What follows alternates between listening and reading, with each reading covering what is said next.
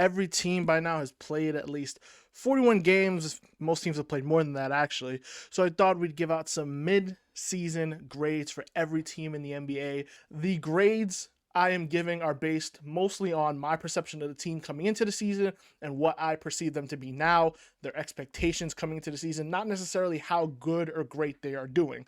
And we're going to start with the Eastern Conference. Let's just get the bad teams out the way.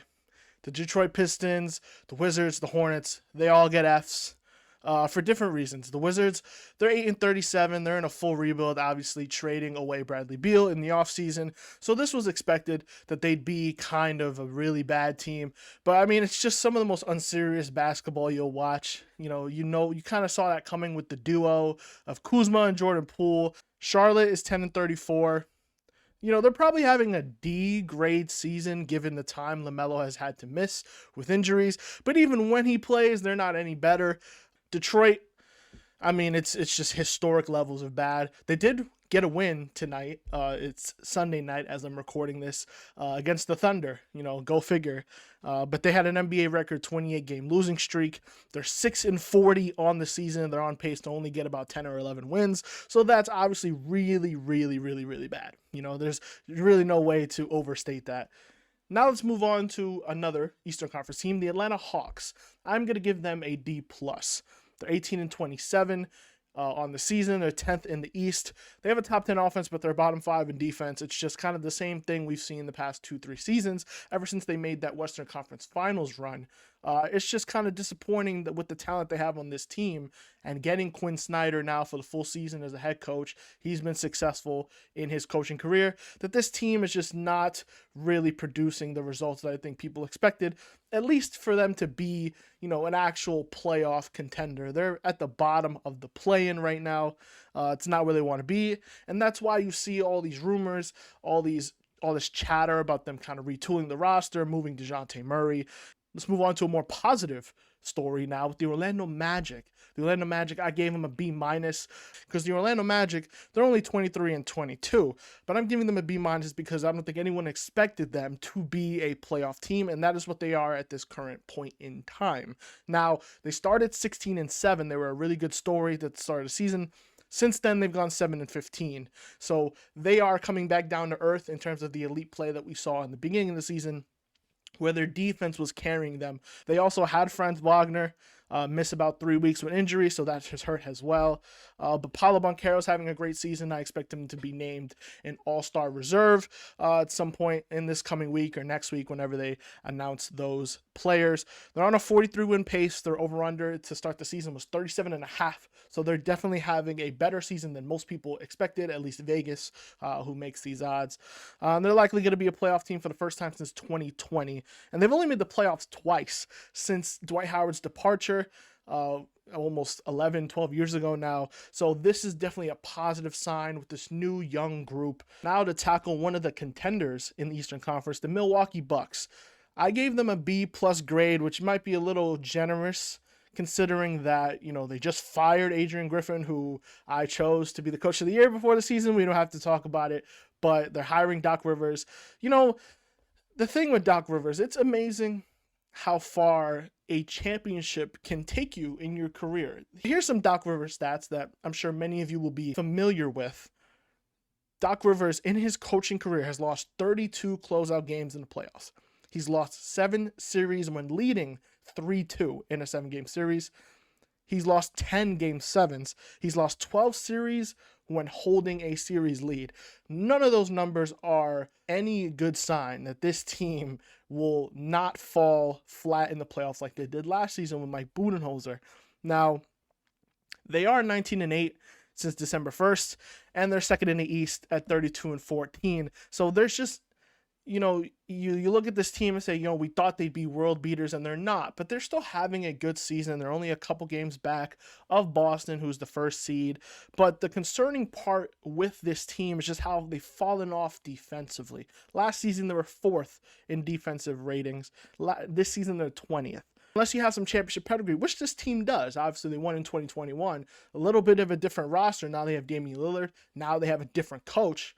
Their third coach since that championship. you kind of see, worries of this team of whether they're really going to be able to get it done.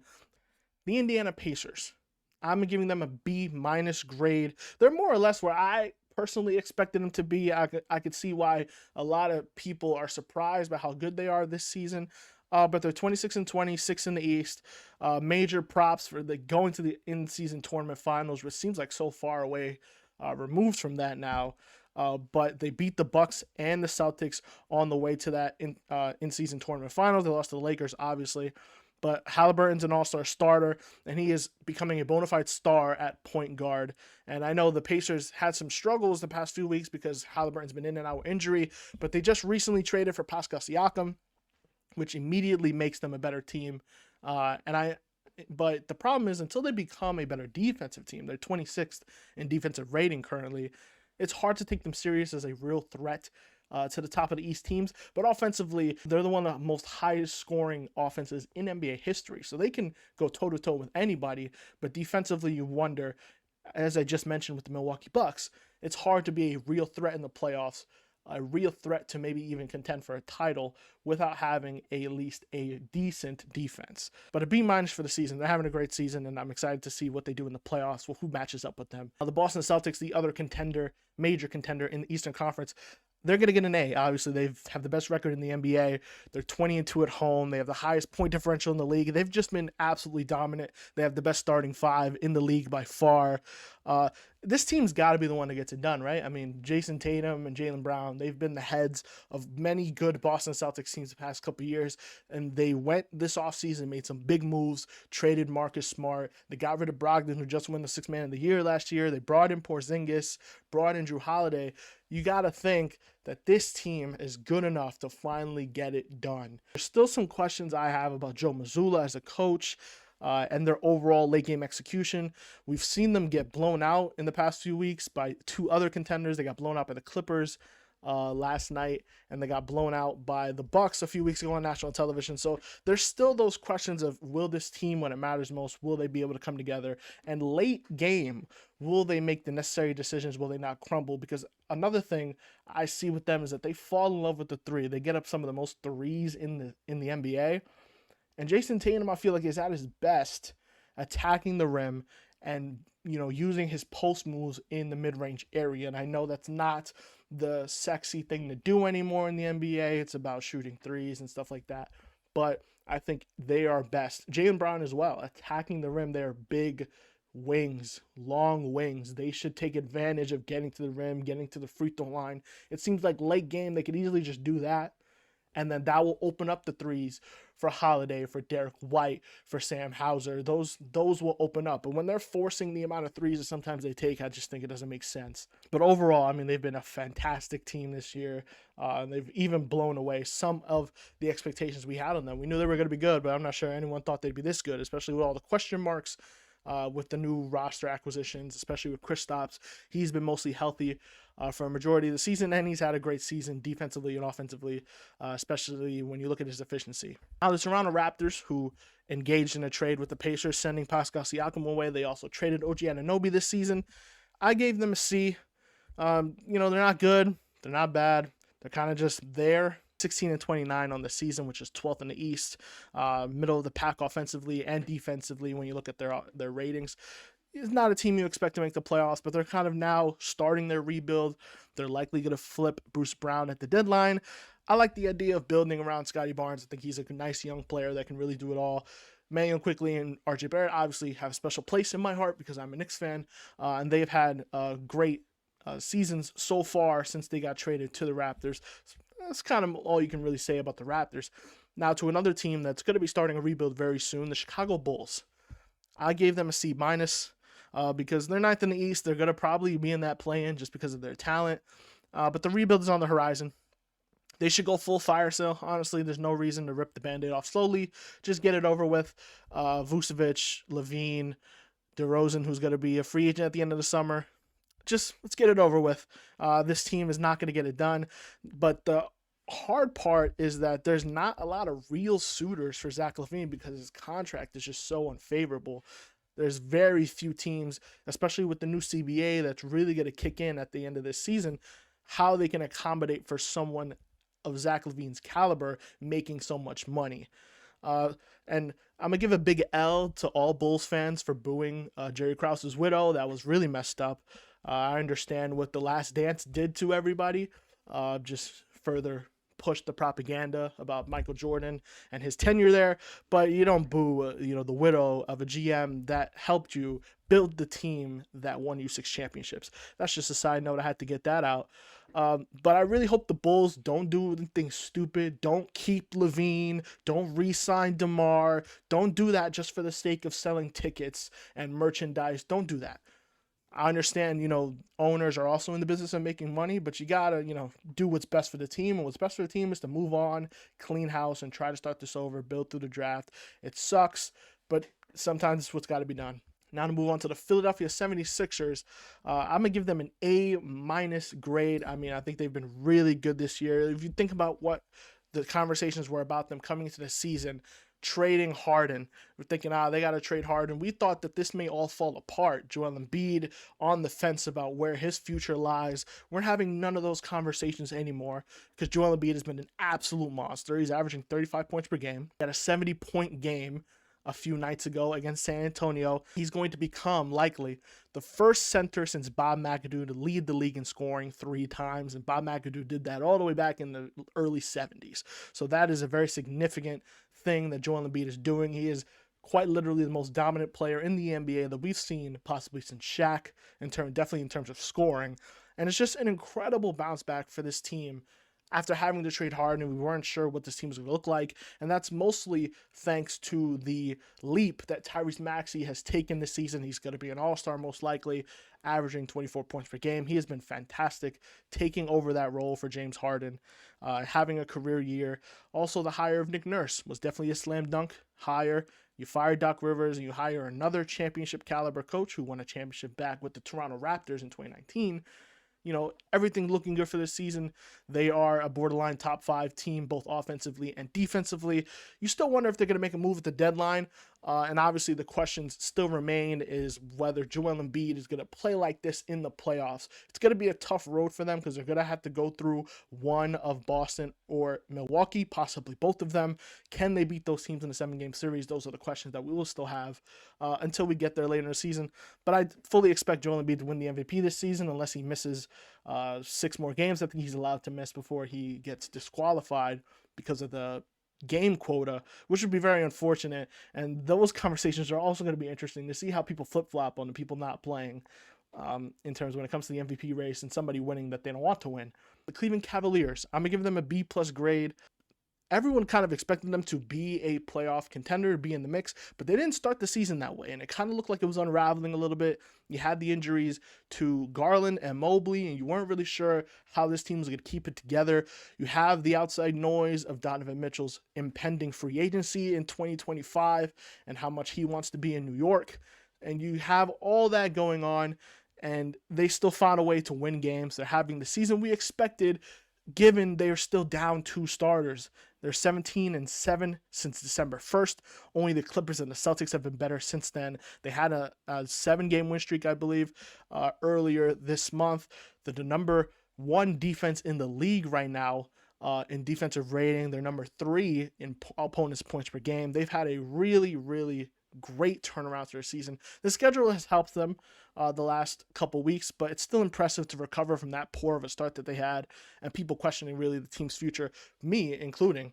The loss of Mobley has allowed for more spacing and for Jared Allen to go off.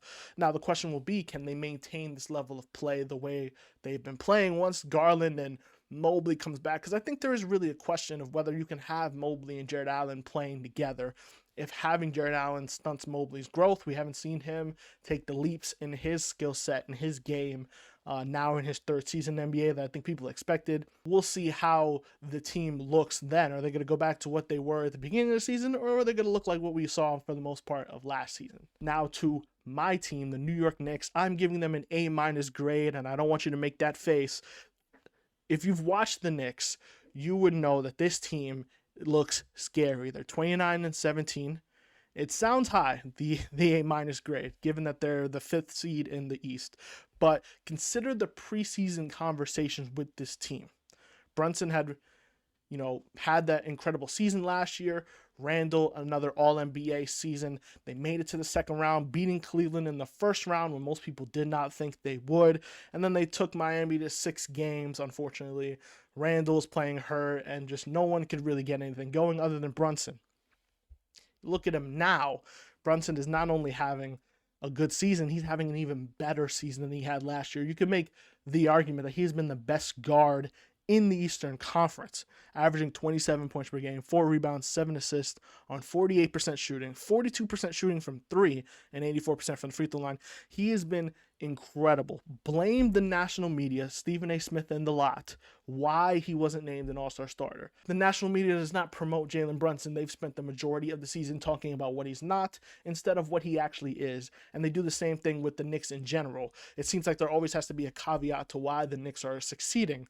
And instead of just promoting how good the Knicks have been, especially since the OG Anunoby trade, it's all about, but are they good enough to win a title? Like, the majority of teams in the NBA are not good enough to win a title, but that doesn't need to be the constant conversation, the only conversation about the Knicks. Randle also having a great season. Obviously, there's some concern with the injury he sustained on Saturday afternoon in his game against Miami. Looks like he dislocated his shoulder. I was watching the game live. I saw it. It looked like the second he stood up, you could see his shoulder was kind of looking weird, like a bone was kind of popping out or something. Thankfully, it's only a dislocated shoulder. As you can see, he was walking towards the Miami Heat bench to go to the back. Hopefully, he doesn't miss more than a month. That's kind of the standard 2 to 4 weeks with a dislocated shoulder. So at some point, he'll be back in March, hopefully, and he could pick up where he left off. It's going to be interesting to see how this Knicks team handles without Randle. This month alone, we've seen the Knicks beat Minnesota. They blew out Philly on January 5th, and then they massacred Denver on Thursday night. And that's all just this month. They're currently on a 6-game win streak. They're 8th in both offensive and defensive rating. They allow the second lowest points per game in the league. They're 19-0 against teams below 500, so they're beating all the teams that they should be beating, which is always a sign of a contender in the league. And they're holding opponents to about 100 points per game since the OG trade, and in that time, they're 12-2. They have turned into an elite team. OG Anunoby is now second in the odds to win the Defensive Player of the Year behind Rudy Gobert. Everything is looking good for the New York Knicks. Now to the team they played on Saturday night, the Miami Heat. I'm giving them a C grade. They're 24-22 on the season. I thought not getting Damian Lillard was going to be a disaster. But hey, they got Terry Rozier as a consolation. Look, this team should try to swing big at the deadline. I mean, they should try to call Atlanta about DeJounte Murray, especially since the talks with the Lakers have kind of quieted down for now. But the problem is they lack the abundance of assets to make really big trades. And then for whatever reason in free agency, they kind of get cold feet whenever a player wants to go there. They just never pull the trigger. But with all that being said, with Jimmy Butler, with Tyler Hero, with Bam Adebayo, coached by Eric Spoelstra, you can never really count them out.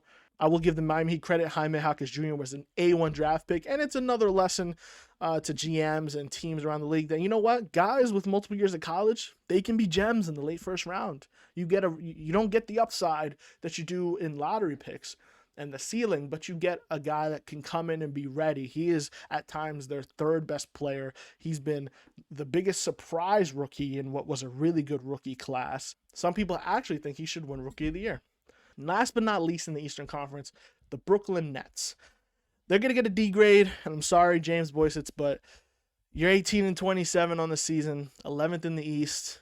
On December 13th, they beat the Phoenix Big Three in their first game. The Nets were 13-10. They had a playoff spot. They were looking good.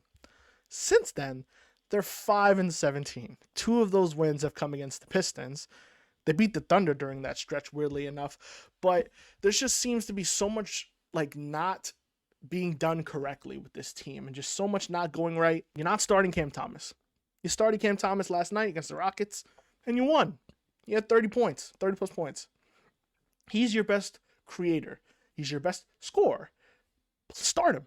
Don't overthink it. There's no need to galaxy brain this. As long as you have guys on the team that can defend so that he's not constantly attacked on the other end, you put up with it. When you have a guy that can score like that, you play him as much as you can, especially when you're a team that struggles to score and you have these fourth quarter woes that they have.